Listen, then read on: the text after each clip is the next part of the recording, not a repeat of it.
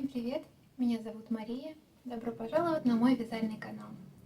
И в этом видео поговорим немножко о верхней вязаной одежде. Так как уже конец лета, нужно готовиться к осени.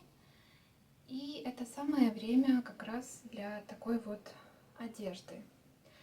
Потому что зимой как бы уже холодно в таком, а осенью самое то. И у меня только есть одно такое изделие, это вязаный бомбер. И очень удачное получилось изделие. Я его носила осенью и весной, и постоянно рука к нему тянулась, хотя он вроде как такого цвета не очень нейтрального, но все равно в нем было очень комфортно. Так, где-то до 15 градусов. Если нет сильного ветра, то очень прям... И из-за того, что это вязаное изделие, в нем оно не парит, как обычно бывает с куртками, где подкладка, например, там синтетическая. В общем, вязаное изделие намного в этом лучше и комфортнее. И поэтому я уже думаю, что бы мне такого связать на эту осень. И, конечно же, я хочу связать пальто, но это будет в другом видео про пальто. И как, с чего начиналось? Я была у мамы, а у мамы есть немного пряжи, она тоже раньше вязала. И нашла у нее я пряжу, вот такую вот фантазийную. Этой пряжи, ну, точно больше 10 лет. Это синтетика. Тут 50 метров и 50 грамм. И она такая интересная, с люрексом. И вообще такой шнурочек секционного окрашивания. Оливковый, темно-синий и бирюзовый. И еще вот такие вот, надеюсь, видно, кисточки торчат. Я сделаю подсъем еще, чтобы лучше эту ниточку вы рассмотрели. Не знаю, что это за фирма. Nirvana Filati, Soprano. Я такую не встречала. И в составе тут 90% полиамид и 10% еще чего-то. Вот. И я эту пряжу увидела и все, думаю, хочу связать из нее что-то. Но она очень красивая. Но меня смущает, конечно, то, что это синтетика. Кстати, покажу сейчас, что я связала из почти целого мотка. Вот еще чуть-чуть осталось. Вот так вот полотно выглядит на спицах номер 9. Можно было бы, конечно, связать из этого какой-то кардиган, потому что у меня пряжи есть достаточно на кардиган, но это синтетика, и поэтому меня это останавливает. И летом как бы не очень, и осенью ни туда, ни сюда. И так как мы говорим о верхней одежде, я нашла еще одну пряжу у мамы. Это какая-то полушерсть. Вот такая вот интересного оттенка. Она холодная, какая-то оливковая. Даже не знаю. Потому что здесь точно оливковый, и он такой потеплее. Ну, и я решила, что замиксую я эти пряжи. Сначала думала просто связать одну нить такую, одну такую, и связать бомбер. Ну, что-то мне кажется, что это будет скучновато. И я не знаю, как по расходу пряжи, хватит ли мне вот этой. А может, и не хватит. Посмотрим. У меня такой пряжи где-то грамм 800. И метраж тут, скорее всего, 80 метров в 100 граммах. То есть она толстая. Мама хотела связать себе какой-то жакет и так и не довязала. Видимо, пряжи не хватило, потому что мама вяжет плотно.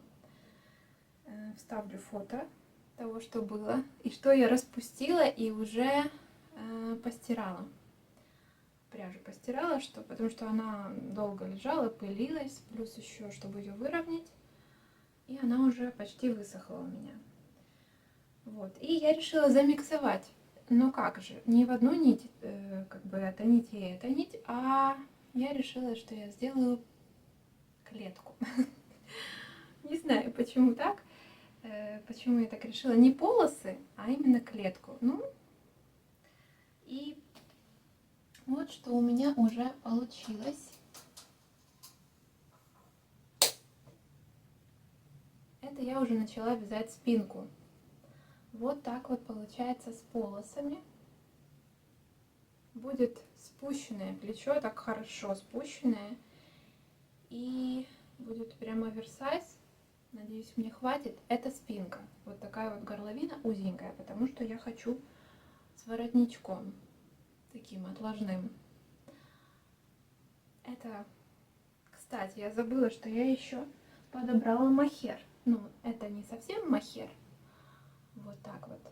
Это 35% бэби альпака, 35% кид мохер и 30 нейлон. Конечно, такая прям нежность. Он совсем не колется. Очень приятный. И получилось у меня почти цвет в цвет подобрать в интернет-магазине. И вот уже это полотно получается уже с мохером. И вот так вот будет. Здесь вот изнаночные такие вот дорожки.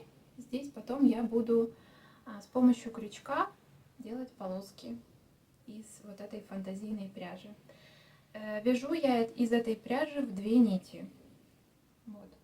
Потому что она мне показалась тонковата. Если вязать в одну, и получается так вот заламывается полотно из-за того, что разная плотность. Поэтому я вяжу в 2 нити, но оно, в принципе, и к лучшему. Так больше цвета получается, потому что здесь есть похожий цвет на основной, вот этот оливковый. И чтобы оно не так сливалось, здесь вот такие вот эти, даже не знаю, как их назвать, вкрапления такие мягкие. Вот они, конечно, норовят все наизнанку.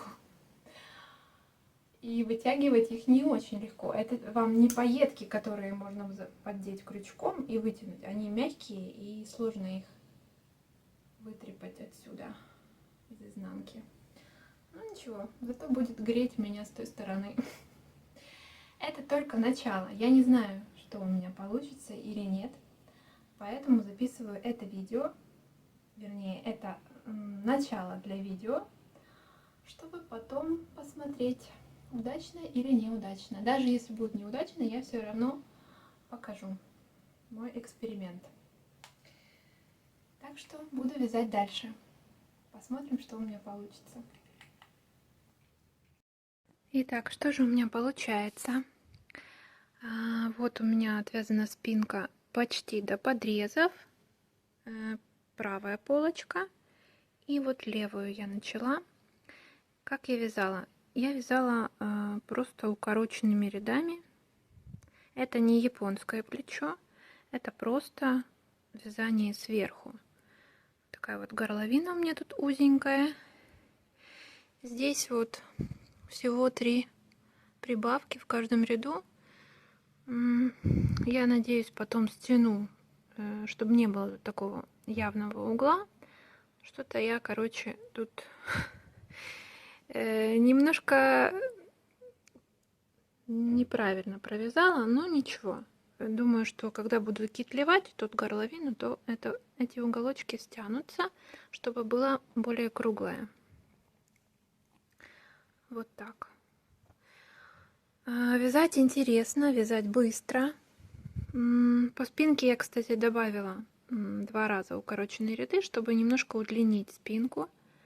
И здесь еще будет 1 ряд вот этой вот фантазийной пряжей.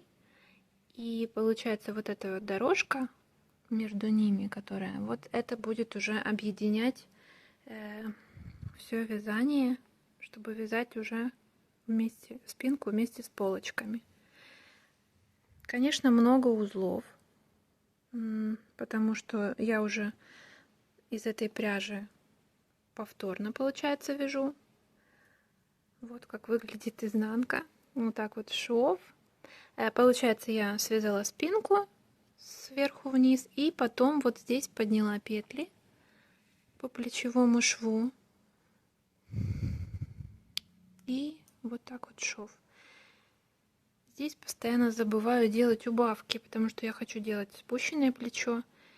И вот здесь я просто распускала и делала убавки. Кстати, у меня здесь получается, если я здесь вязала по лицевой стороне дорожки, начинались вот эти, то здесь по изнаночной, потому что должна быть зеркальная полочка и количество рядов должно совпадать.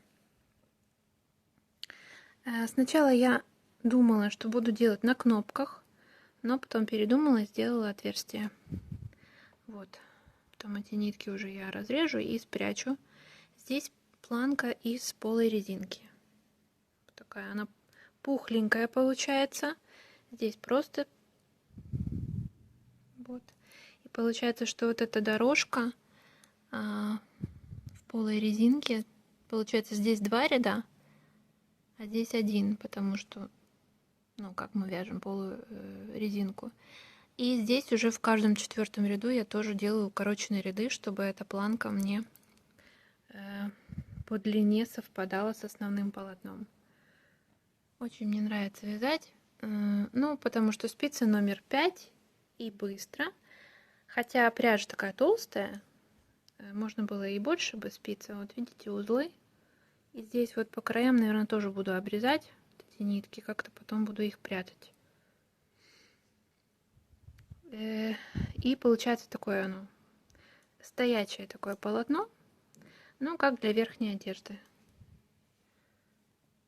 Вот эти вот дорожки изнаночные я потом буду крючком поднимать вот этой вот синей пряжей, делать клеточку. Пока что мне все нравится. Да, еще, кстати, хочу как-то тут примудрить прорезные карманы по переду, но не знаю. Как-то это все надо сочетать с клеткой, чтобы выглядело гармонично. Вот, на таком я вот этапе буду показывать. Дальше. Рукава, я думаю, что у меня будут без оката, потому что здесь все-таки вот получается спущенная пройма. Вот так вот. Здесь у меня убавки в каждом 6-м ряду и последние в 4-м. Получается всего 7 убавок. Так что рукава будет проще, чтобы можно было интегрировать эту клетку. Ой, скорее бы уже довязать. А вяжется это быстро.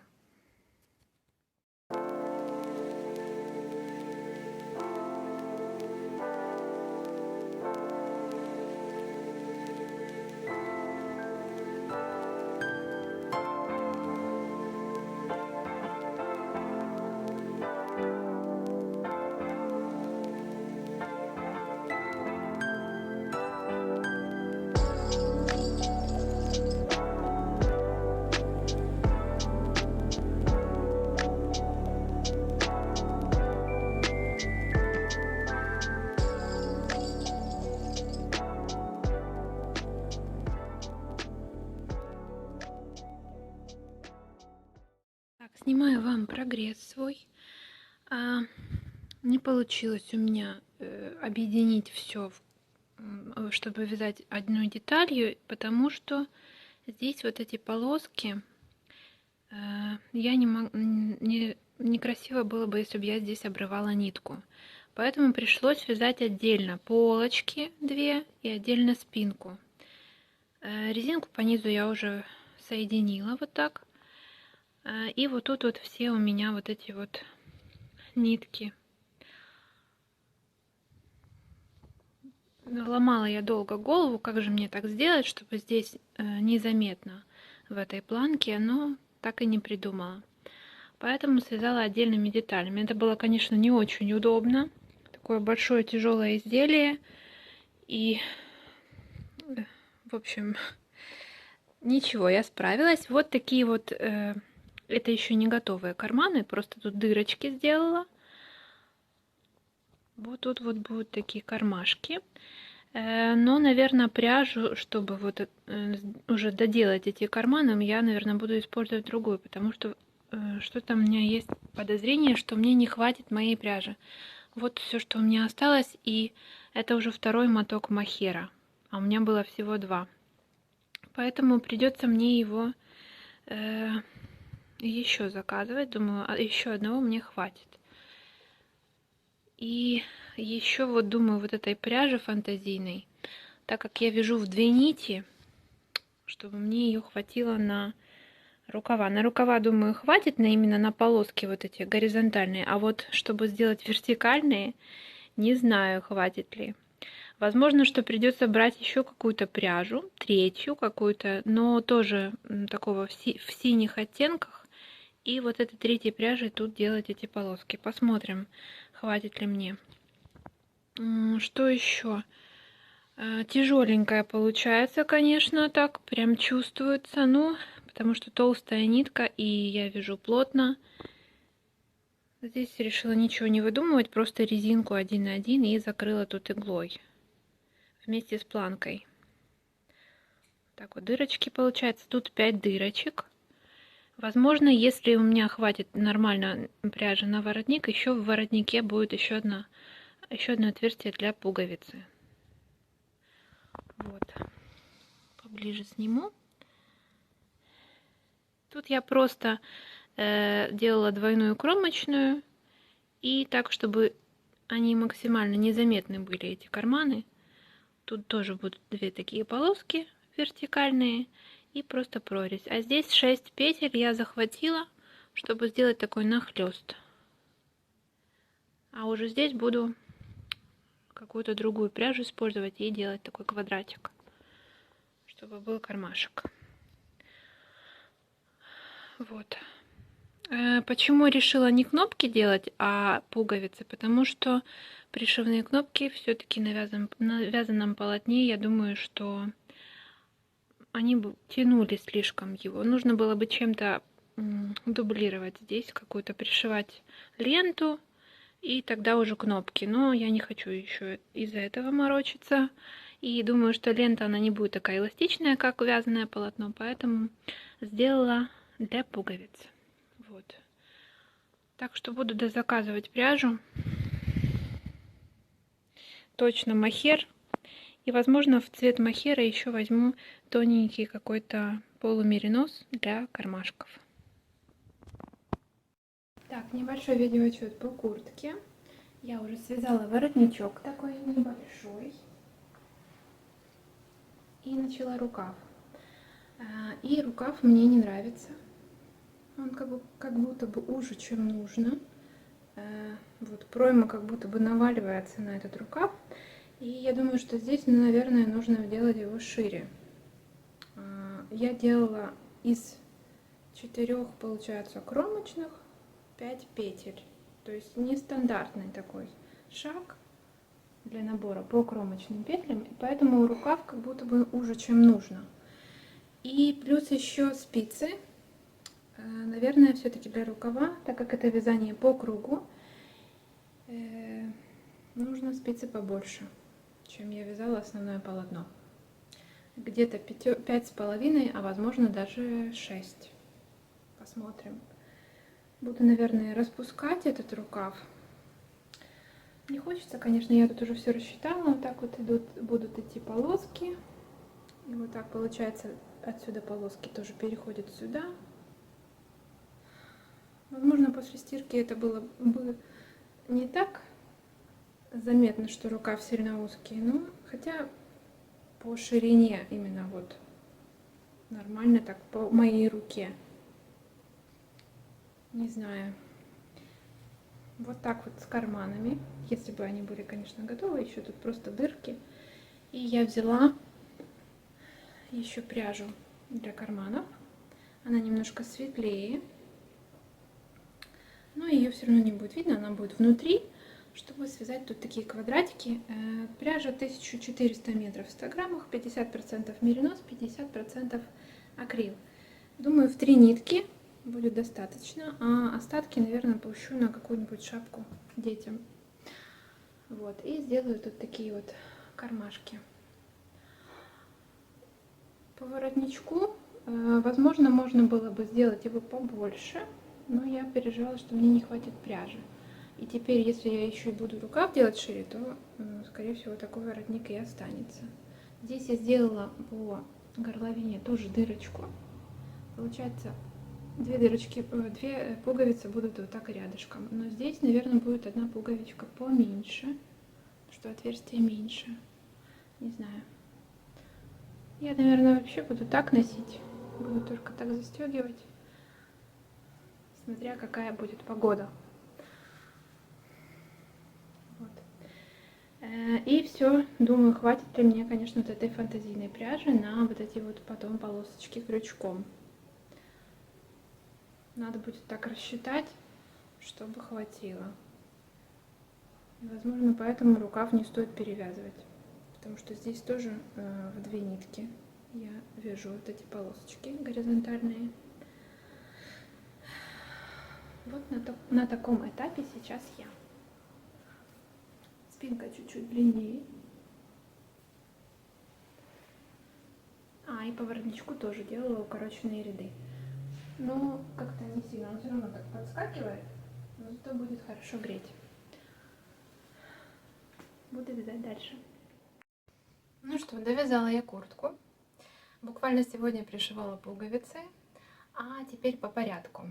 Значит, рукава я переделала, распустила практически весь, оставила несколько рядов и перешла на спицу номер 6. Когда довязывала я уже первый рукав, мне почему-то показалось, что махера мне не хватит на 2 рукава, поэтому в сам манжет я не подматывала его. Отвязала я такие рукава, и по плану следующее, что у меня было, что нужно сделать, прежде чем заняться внутренней частью кармана, это нужно было сделать вертикальные полоски, так как я задумала клетку, мне не хватало как раз их. И вот у меня осталось вот этой пряжи, всего 50 грамм. И напомню, что метраж 50 метров в 50 граммах. И я почему-то подумала, что мне хватит, но, конечно же, я сомневалась. Все-таки 50 метров на столько полосок крючком, в общем, мне ее не хватало. Я сначала подумала, что, может, попробую я не в каждую петлю делать полустолбик крючком, а через петлю, то есть через ряд. И все равно не хватило. Хватило только на тело, а на рукава нет. Плюс еще такой способ, мне, конечно же, стянул все полотно, и это было заметно, как оно деформировалось и даже немножко подскочило. Поэтому я отложила это ненадолго, чтобы подумать, что же мне с этим делать. Начала гадать и решила, что нужно, наверное, делать все-таки эти вертикальные полоски из другой пряжи. Поэтому я купила вот такую вот пряжу. Это полушерсть, кажется, Lana Gold, 240 метров на 100 грамм. Такого джинсового оттенка. Я подбирала под самую темную секцию вот этой вот фантазийной пряжи. И этот вариант с такими полосками мне понравился даже больше. Линии получились такие четкие, и это лучше смотрелось в плане клетки, потому что здесь все-таки вот эти вот зеленые, светло-зеленые такие участки, секции, они не давали четких линий, и получалась такая немножко размытая клетка. Вот. Поэтому этот вариант получился лучше. Вот. Долго я заправляла кончики, конечно же, потому что я обрезала нитки на каждых этих полосках. Вот особенно вот этой пряжи много нужно было заправлять. Но из-за вот этих пупырышек это было делать, в принципе, удобно, и они так хорошо держатся, когда заправлены изнутри. И пришлось мне это делать долго, но еще дольше, Я ждала, пока высохнет куртка после стирки. Я стирала ее вручную, так как все-таки там кид-мохер. Плюс это нужно делать не долго, быстренько надо стараться, потому что кид-мохер нельзя замачивать. Он начнет лезть. И это все было тяжело потом отжать, потому что куртка все-таки такая плотненькая получилась и тяжелая. И она у меня сохла где-то 3 дня. Плюс еще похолодало, как назло. Ну, в общем, мне уже не терпится вам показать, что получилось. Поэтому далее будут видео и фото примерки куртки на мне. И дальше подробнее покажу ее на столе.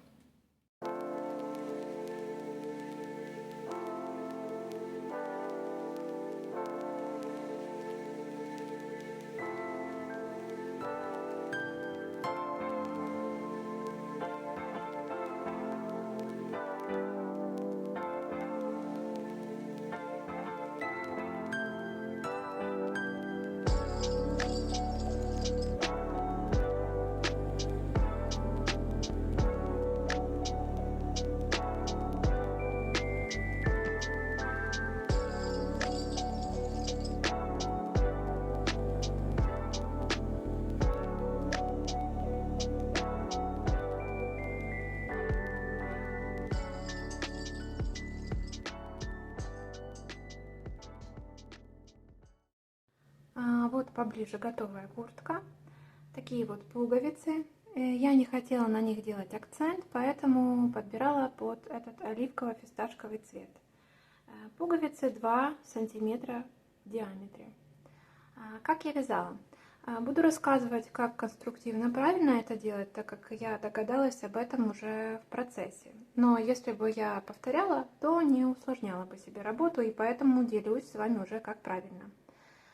Моя плотность, если кому пригодится, 13,5 петель и 18 рядов в квадрате 10 на 10 сантиметров. И сначала тут вяжется спинка. Спинку вяжем сверху вниз, полностью без резинки. Берем спицы номер 5 и набираем 82 петли обычным способом. Такая вот схема. Вот, получается, я распределила петли на скос плеча 32 петли, на горловину 18 петель и 32 петли, соответственно, второй скос. Здесь укороченные ряды есть, получается, в горловине с каждой стороны по 3 точки разворота, и скос ровно делится на 8 отрезков по 4 петли. Получается, вот так вот набираем все петли сразу. Поближе сделала. Вот отсюда, получается, набрали все петли и вяжем по узору.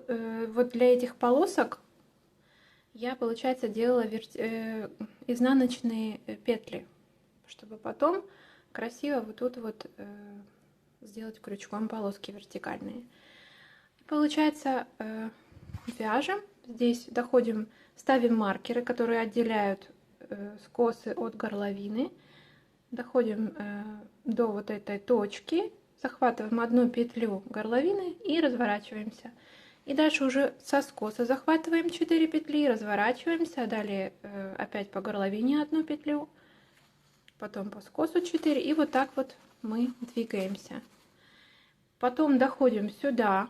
Когда здесь сделали все развороты, уже следующие провязываем все петли и доходим до вот этой точки, потому что здесь пока что мы просто переснимаем маркеры, а здесь захватываем 4 петли скоса плеча и дальше уже вот так вот двигаемся, пока не провяжем 3 точки разворота с этой стороны горловины спинки.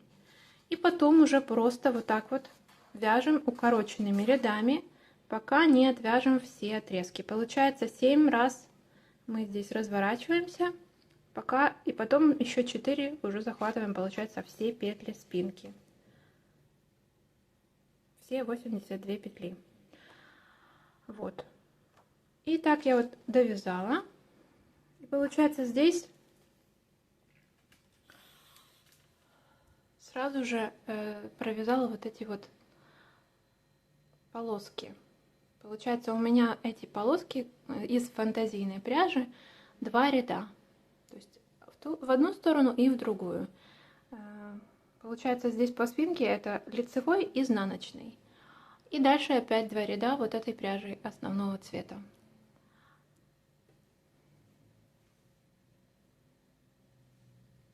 Я, получается, распределила так полоски, что у меня клетка в ширину 10 петель и в высоту 14. Но здесь как бы в начале не имеет значения. Главное, чтобы смотрелось красиво. Здесь можно чуть-чуть больше, у кого зависит от того, какой у вас скос плеча, какой и какая глубина горловины. Вот. И получается, эти полоски у меня вошли в горловину, потому что ширина горловины 18 петель. Получается, здесь 10, и еще вот эти вот по 4 с каждой стороны будет 18. И я таким образом ориентировалась. Здесь уже, получается, укороченными рядами вязала и следила, сколько у меня здесь уже петель, чтобы сделать изнаночные петли для этих дорожек. Вот. Здесь у меня также есть убавки по пройме, чтобы сделать спущенную пройму, спущенный рукав. Получается, вот они, эти убавки, 7 убавок, 6 в каждом шестом и 1 в 4 ряду. Вот. И получается, пройма у меня 42 ряда до подреза. И здесь в подрезе я еще добрала плюс 3 петли с каждой стороны, чтобы сделать подрез такой небольшой. И дальше от подреза я тоже делала убавки. Вот как они выглядят. Просто 2 петли вместе. В принципе, как и здесь по пройме. Здесь 3 убавки в каждом 8 ряду. И дальше уже просто по прямой. И вот так вот довязали спинку без резинки.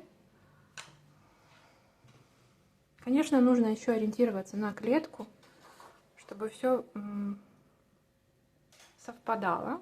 Лучше это все рассчитать. У меня так получилось, что эти полоски еще тут перед резинкой есть. А вот здесь, например, у меня эти полоски сходят на нет, потому что здесь убавки. Я уже здесь не делала изнаночные дорожки.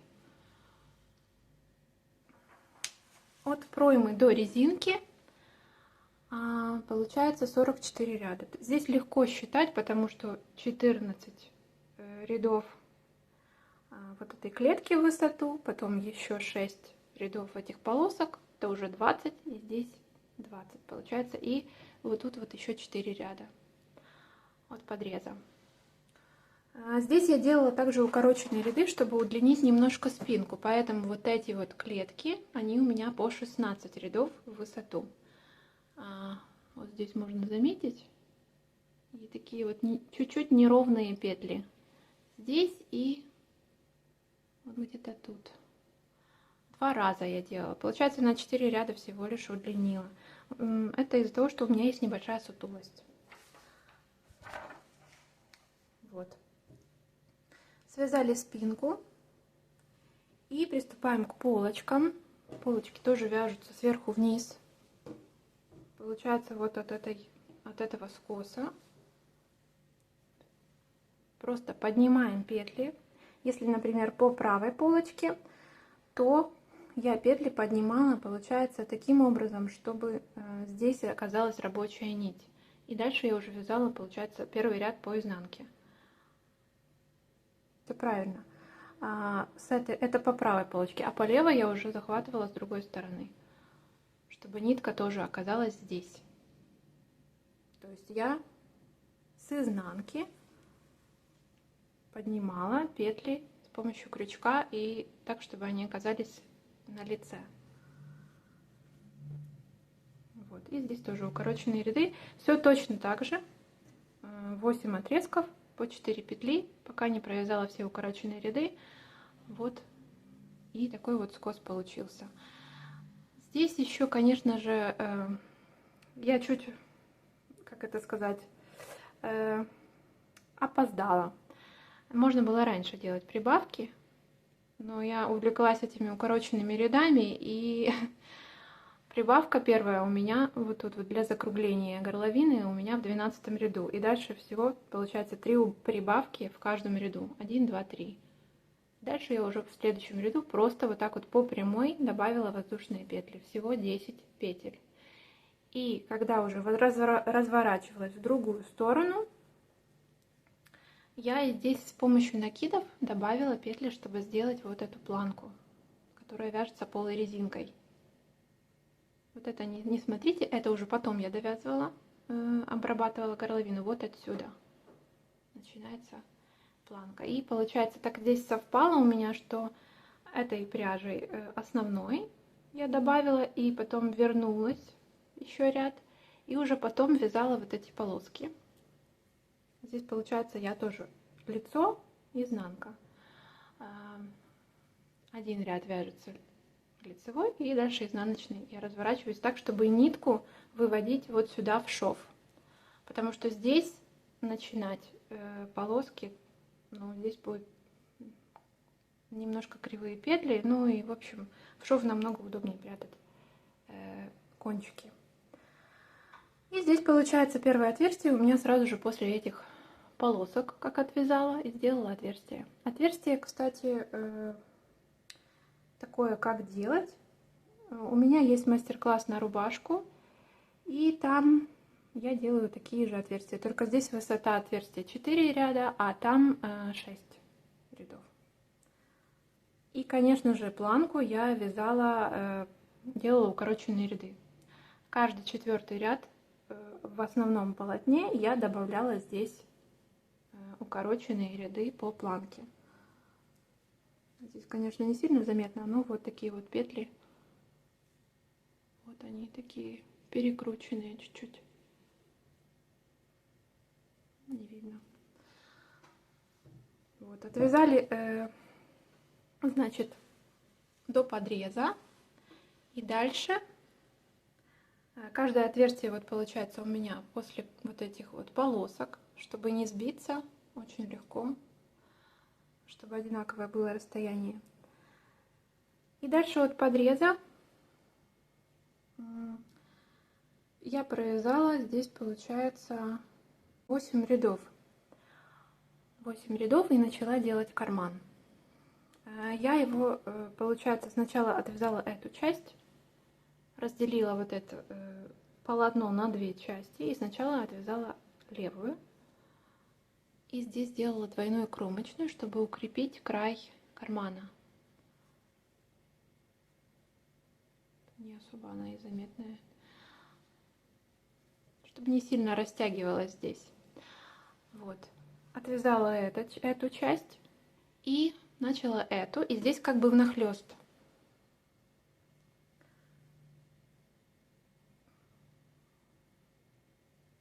Получается, я здесь подхватила 6 петель из вот этого вот, из вот этой части, чтобы его не было видно, этот карман.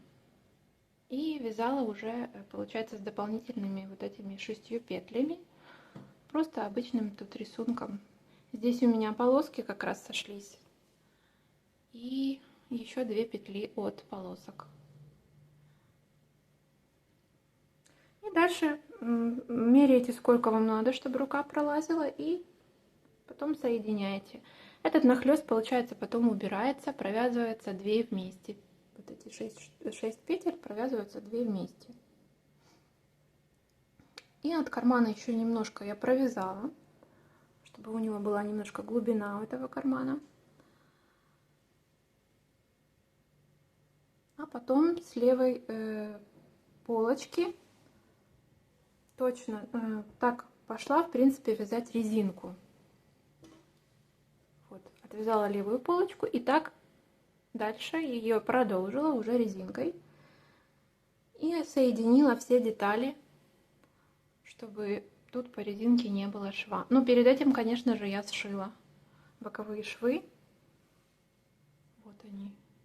Я сшивала их крючком, тамбурным швом.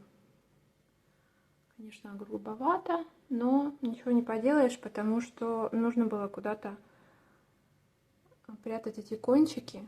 И получается, если бы вязала цельным полотном от подрезов, то где-то бы были тут кончики в одной из планок. С двух сторон даже были бы. Поэтому я сделала швы. Вот, а резинку уже цельную провязала.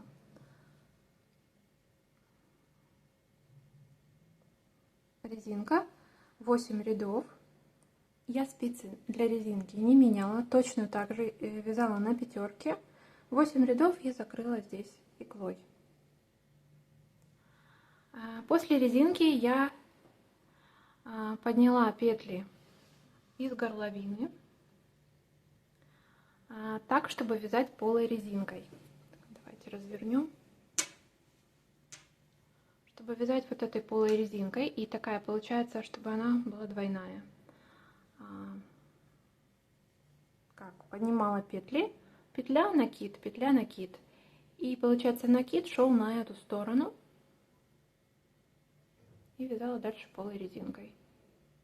Спицы для этой обработки, для этой ложной петлевки я брала номер 4. Связала 10 рядов полой резинки. Получается 5 с одной стороны и 5 с другой. Параллельно делая еще одно отверстие для пуговицы. Вот. Тут есть еще убавки, чтобы немножко заузить горловину. Вот они. Получается, вот здесь, возле шва, одна по центру, еще возле шва, и вот эти вот тут вот на сгибах, вот эти вот по горловине две убавки. Всего получается 5 убавок, но я делала, получается, по этой стороне 5 убавок и по этой, чтобы равномерно было убавлено. Я хотела немножко заузить горловину таким способом.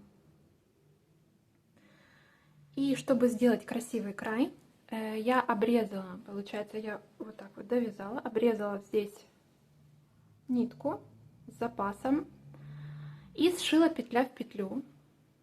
Вот этот вот уголочек, получается, это по левой полочке, и дальше провязала по 2 петли вместе, чтобы сделать одинарное полотно и воротник, чтобы дальше вязать лицевыми петлями по 2 петли вместе лицевыми. Я провязала и дошла вот до этого места, и здесь тоже зашила петля в петлю и нитку нитку спрятала. А здесь уже присоединила новую нитку и начала вязать этот воротник. И довязывала я воротник вот этот уже на спицах номер 5. По краю здесь также делала двойную кромочную. И еще прибавки. Получается, прибавки здесь по 3 прибавки с обеих сторон в каждом 4-м ряду. Вот они. Далее я не знала, как лучше оформить край самого воротника. И удвоила тут петли для полой резинки. Конечно, немножко грубовато получается, но это такая пряжа. Я не хотела, чтобы он заворачивался, и он так немножко утяжеляет, получается, воротник. И я также тут делала укороченные ряды, чтобы он так хорошо заворачивался, воротник. Вот здесь прикрывал, получается, кетлевку. Вот они, даже чуть-чуть их видно, эти укороченные ряды. 2 раза я делала, туда-обратно. Вот. Но, наверное, их стоило все-таки делать или в начале, или в конце, потому что здесь они как раз попадают на сгиб, и немножко их видно. Эти укороченные петли, разворотные петли. Вот. А с рукавами тут все просто. Главное было рассчитать, где будут полоски. Набирала я из проймы по кромочным петлям с шагом из 4 кромочных 5 петель. Ну, понятно, из подреза, то из каждой петли. И вязала я рукав по кругу. И поэтому спицы я взяла больше. И спицы взяла номер 6. Здесь есть убавки в рукаве. Я делала с шагом в каждом шестом, четвертом, шестом, четвертом.